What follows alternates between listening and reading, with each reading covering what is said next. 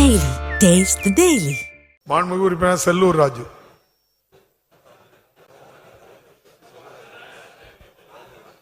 மாண்புமிகு பேரவைத் தலைவர்களே, 6 முறை இதே அவையில் சட்டமன்ற உறுப்பினராகவும் 1 முறை நாடாளுமன்ற உறுப்பினராகவும் ஒரே நேரத்தில் நின்று வெற்றி பெற்ற PK மூக்கையா தேவர் அவர்களுக்கு திருவுருவ சிலை அமைப்பதற்கும் அவர் பிறந்த ஊரான பாப்பாப்பட்டியில் அவர் இருக்கின்ற அரசு பள்ளிக்கு அவருடைய பெயரை 100ஆண்டு விழாவில் அமைப்பதற்கு மாண்புமிகு அமைச்சர் அவர்கள் முன்வருவார்களா என்பதை கேட்டறிய விரும்புகிறேன்.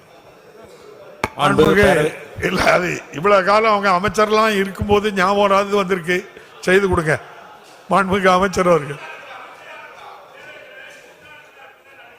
மாண்புமிகு பேரவைத் தலைவர்களை ஏற்கனவே மாண்புமிகு உறுப்பினர்கள் கவனத்துக்கு கொண்டு வந்திருக்கார்கள்.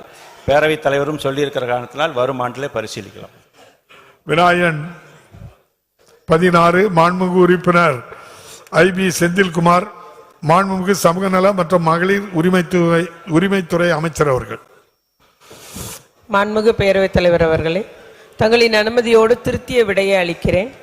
திண்டுக்கல் மாவட்டம் பழனி சட்டமன்ற தொகுதி கொடைக்கானல் வட்டாரம் வடகவுஞ்சி ஊராட்சி ஜீவா நகர் பகுதியில் குழந்தைகள் மையம் ஒன்று 2007ஆம் ஆண்டிலேயே தொடங்கப்பட்டு தற்போது அங்கு தொடர்ந்து செயல்பட்டு வருகிறது.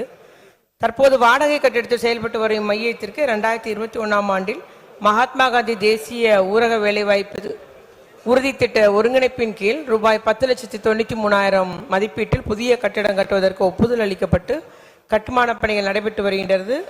அப்பணிகள் விரைவில் நிறைவு பெற உள்ளன. மேலும் இம்மையத்தில் தற்போது மொத்தம் 12 குழந்தைகளும் ஒரு கர்ப்பிணி பெண்ணும் ஆக மொத்தம் 13 பயனாளிகள் மட்டுமே பயன்பெற்று வருகின்றனர். மட்டுமல்லாது இம்மையம் செயல்பட்டு வரும் ஜீவா நகர் பகுதியின் மொத்த மக்கள் தொகையின் எண்ணிக்கை 306 மட்டுமே.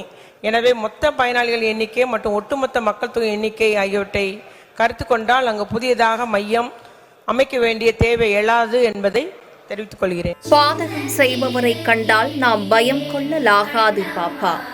மோதி மிதித்து விடு பாப்பா, அவர் முகத்தில் உமிழ்ந்து விடு பாப்பா.